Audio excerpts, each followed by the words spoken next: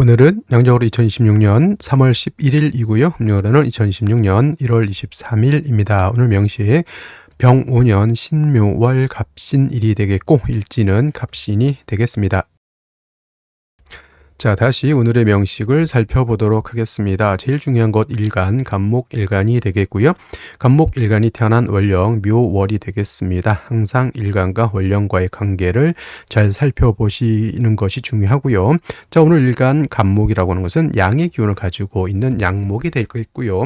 자, 양목이 있으면 음목도 있습니다. 음목이라고 하는 것은 내일 공부하게 될 을목을 음목이라고 이렇게 표현을 하죠. 그래서 같은 목이라 하더라도 양의 기질을 가지고 있는 목과 음의 기질을 가지고 있는 목은 같은 목이라도 차이가 있다라고 하는 점.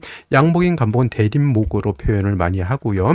그다음에 을목인 음목은 이거는 이제 회목으로 표현합니다. 회목이라든가 회초라고 해서 회초라고 해서 얘는 작은 화초 같은 거, 넝쿨 식물 같은 거를 바로 이 을목이라고 표현하는 것이고, 대립목인 갑목은 아주 큰 나무 있죠. 뭐 참나무라든가 소나무라든가 등등등등을 하늘을 향해 곱게 뻗어가는 아주 큰 나무를 말합니다. 이솝우화에서 참나무와 갈대라고 하는 것이 우화가 있죠.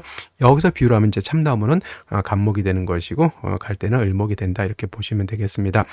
이 양목인 갑목이라고 하는 것은 단단하고 곧고 큰 나무죠. 그래서 기본적으로 갑목이라고 하는 것은 경금으로서 작벌해서 동량의 제목으로 쓰는 것을 기본적인 갑목의 용도라고 하면, 을목은 목화통명이 돼서 아름다운 꽃을 피우는 것을 을목의 용도라고 하는, 을목은 작고 부드럽고 잘 휘어지는 성격이 있기 때문에 제목으로 쓰기는 좀 어렵겠다라고 하는 점. 그래서 기본적으로 목이라고 하는 갑목은 경금이라고 하는 것을 필요로 하고요. 갑목이 경금을 쓸 때는 항상 정화를 대동해서 정화가 경금을 잘 단련해서 갑목을 깔끔하게 작벌할 수 있도록 도와주는 역할을 하게 되는 것이고, 갑목이 경금을 쓰지 않을 때는 일단 생목으로 봐서 이때는 개수라고 하는 것이라든가 또는 아니면 병화 같은 것을 이렇게 써서 갑목을 자랄 수 있도록 도와줘야 된다라고 봅니다. 자, 갑목이 태어난 월령 보게 되면 묘월이 되겠습니다. 묘월. 자, 갑목이 묘월에 태어나게 되면 겁재이긴 하지만 공식적으로 격은 양인격이라고 하는 격이 있고요. 자, 묘월은 목이 가장 왕한 계절입니다.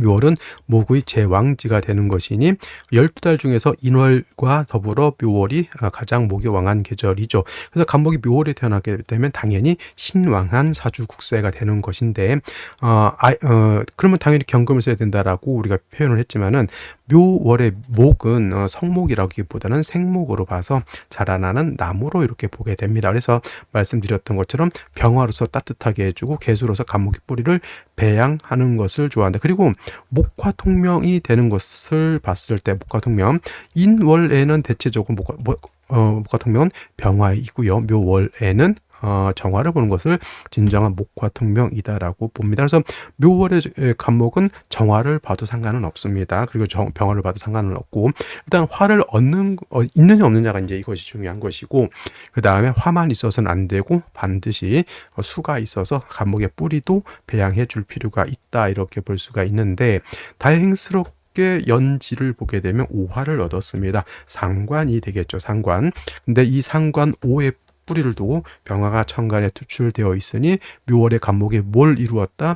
목화통명을 이루었다. 당연히 갑목이라고 하는 나무가 아름다운 꽃을 피웠다. 그냥 쉽게 말하면 벚꽃이라든가 배나무가 백꽃을 피운다든가 이런 경우가 있죠. 이렇게 보면 되겠습니다. 단 화가 있는데 물이 없으면 뭐라 그러냐면 양장목갈이라고 그래요. 양장목갈이라고 해서 나무가 마른다는 얘기잖아요. 그죠? 수기가 없으면 따뜻한 햇볕이 있는데 물이 없어. 그럼 나무가 마르죠. 그래서 반드시 수기를 만들어주는 것이 필요하고요. 이제 일지에서 신금이라고 하는 것을 얻었습니다. 갑신 일주죠. 일지 칠사를 가지고 있고요. 이 신 안에는 뭘 가지고 있습니까? 임수라고 하는 것을 가지고 있죠. 그래서 갑신 일주를 뭐라고 그러냐면 진위 살인 상생이라고 이렇게 표현하죠. 앉은 자리에서 상생이 이루어진다라고 하는 표시인데, 이제 큰 의미는 없습니다. 이때는 이제 다른 건 아니고 신중에 있는 임수를 쓸 수 있다라고 하는 것이 매우 좋은 것이, 만약에 이것이 막 신금이 아니라 술토 같은 거였다고 하면 매우 건조한 사주, 나무가 마를 수밖에 없는 구조인데, 그래도 자수나 해수가 아니더라도 신금을 얻으면 신중에 있는 임수를 미약하더라도 쓸 수 있다라고 볼 수가 있습니다. 자, 월간의 신금이라고 있는 이거는 좀 아쉬운 점이 뭐냐면 병화하고 이렇게 합의되다 보니까 병화를 기반시키는 역할을 해서 얘는 그렇게 썩 용도가 있다라고 보진 않죠. 탐합하느라고 저 생수 술을 수도 못 생한다라고 보죠. 이거는 뭐라 하냐면 신금이 병화 합하느라고 술을 생하지 못한 탐합 망생이라고 이렇게 표현을 합니다. 자, 여기까지는 일단은 나름대로 틀 자체는 나쁘지 않지만 생시에서 어떤 생시를 얻느냐에 따라서 조금 더 차이가 있을 수 있다, 이렇게 보여집니다. 자, 그러면 생시를 보면서 설명드리도록 하겠습니다. 자, 생시 보도록 하겠습니다. 자, 간목일간이 묘월에 태어난 사주 명식, 격은 당연히 양인 격이 되는 것이고요. 근데 한 가지 첨언하면 양인격은 양간만 논하는 겁니다. 음간을 어떤 분들이 양인격을 논하시는 분들이 있는데, 양인격은 저 양양자의 칼날인자를 쓰기도 하지만 양인격은 이게 편양자인가요? 이렇게 해가지고 이 양자, 양간할 때 양자를 씁니다. 그래서 음간은 양인을 논하지 않는다라고는 좀 어떤 분들이 혼동을 하셨는지 잘못 배우셨는지 모르겠지만, 음간을 논할 때 뭐 기토가 미월에 태어났는데 양인격이네 이런 얘기를 하는데 절대 아닙니다. 음간은 양인이 없습니다. 양인처럼 왕하다라고 볼 수는 있어도 양인격은 논하지 않는다라고 하는 점. 오에 불을 든 병화 투출돼서 목화 통명, 이렇게 되면 사람이 좀 외관이 화려하고 언변도 좋고 그럴 수 있습니다. 단 요까지 말씀드렸던 것처럼 신금이 병화하고 이렇게 병화를 묶어놨다. 놓은 것이 안 좋은데, 그래도 병화는 50%는 신금하고 합하더라도 50%의 공력은 있다라고 볼 수가 있겠고요. 수기가 필요한데 신중에 있는 임수를 얻어서 그나마 다행이다라고 이렇게 표현을 했죠.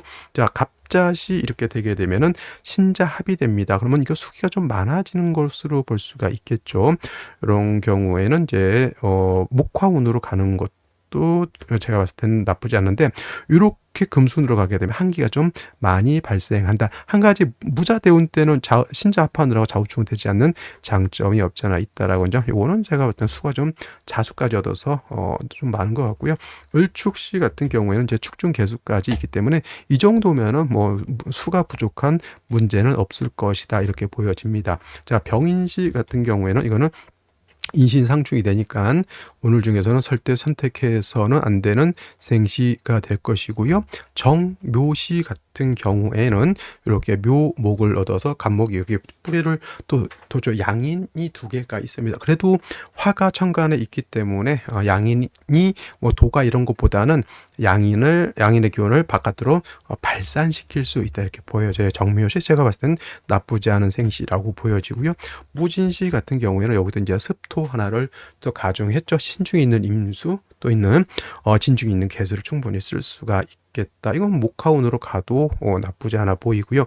금수운으로 갔을 때 이런 무자대운 때는 신자진 수국을 형성하게 되면 좀 한습해질 수는 있다 하더라도 오에 뿌리를 든 병화가 손상되지 않기 때문에, 좌우충이 되지 않기 때문에 뭐 나쁘지 않아 보인다라고 하는 점.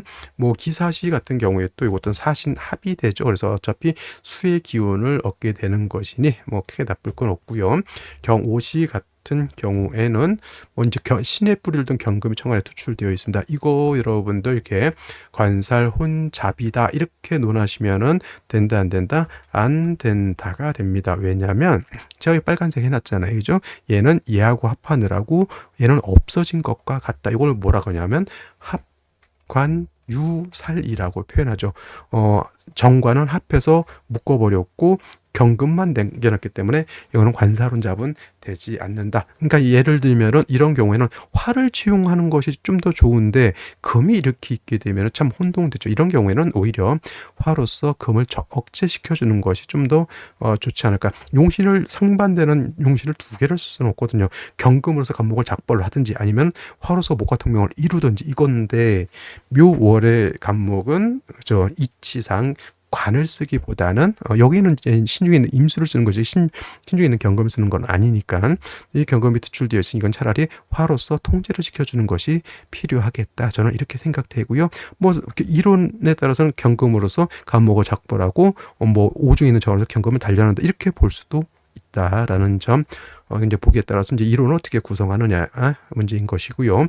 임신시 기우시는 이건 수가 굉장히 많은 거예요. 그죠? 이렇게 되면 목화운 쪽으로 행하는 것이 좋겠고, 그다음에 을해시 같은 경우에는 해수를 얻었고요. 간목에 여기에 뿌리를 하나 좀 더 얻은 것은 제가 봤을 때는 나빠 보이지 않는다라고 이렇게 보여집니다. 뭐 이제 수를 얻을 수 있는 생신은 이제 갑자시, 뭐 예를 들어 지장간까지 빡빡 뒤지면 갑자, 을축, 무진시도 있고요, 임신계유시도 있고요, 을해시도 이렇게 있습니다.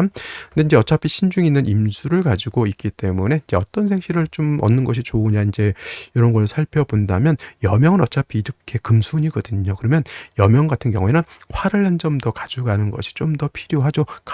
여명의 경우에는 이제 정묘시를 선택하는 것이 좋다고 보고요. 남명의 경우는 이렇게 좀 초반에 중반까지는 어떻게 돼요? 여기는 목화, 화운으로 많이 가기 때문에 수를 얻어서 가는 것도 나쁘지 않다. 단 어차피 중반 이후에는 남자도 여기 뭐가 되죠? 금수운이기 때문에 정묘시를 선택해서 가도 좋지만 단 뭐다 이 화가 왕한 대운 때 수가 부족한 단점이기 때문에 여명은 정묘시, 남명은 을해시 정도 이렇게 생각하는 것이 어떨까라는 생각이 듭니다. 자, 요거 같은 경우에는 아까 말했던 신금이 있기 때문에 무자시 좌우충이 되지 않는다라고 보죠. 뭐 여명 남장 좌우충 되려면 뭐 88세 돼야 되는 거니까 큰 의미가 없죠, 저것은. 자, 그래서 오늘은 여기까지 한번 설명드려 봤고요. 저는 내일 또 찾아뵙도록 하겠습니다. 감사합니다.